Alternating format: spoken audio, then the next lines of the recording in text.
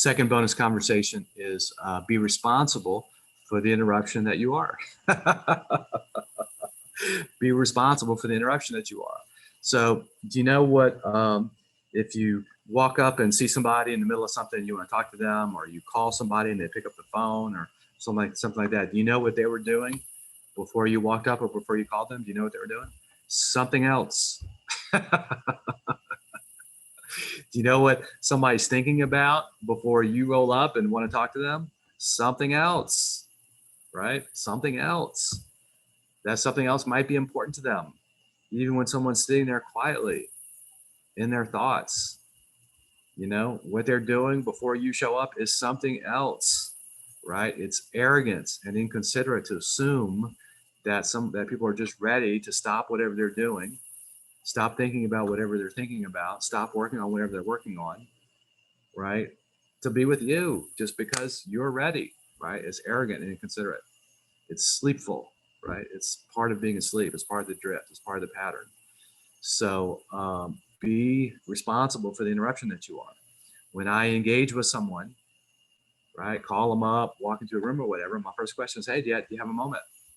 And I listen for the answer. Do you have a moment? If you ask the question and ignore the answer, that's not what I'm talking about. If I call somebody like, hey, do you have a moment? And if I just start talking, I was lying about the question. I don't care if they have a moment. I'm just like, right? Don't do that. Well, do it if you want, but it has no integrity, right? It's not responsible. It's not respectful of someone's time and space and being, right? So when you walk into a room, right, what everybody was doing before you showed up is whatever they were doing, right? So practice being responsible for the interruption that you are, right? And ask permission or check in with people like, hey, do you have a moment? Is this a good time to talk about this? I got something I'd love to share with you. Can I do that now?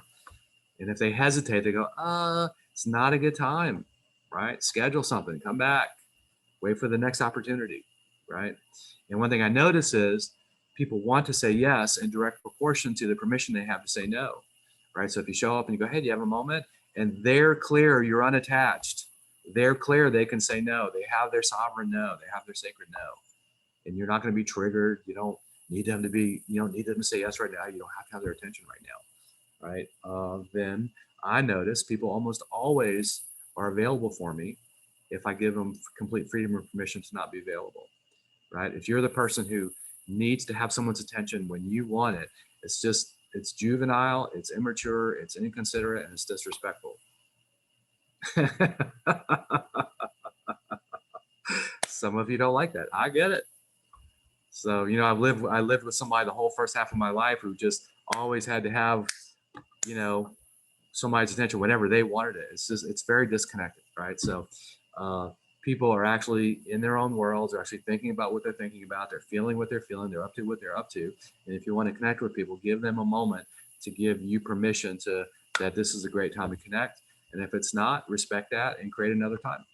So that's being responsible for the interruption that you are. Thank you.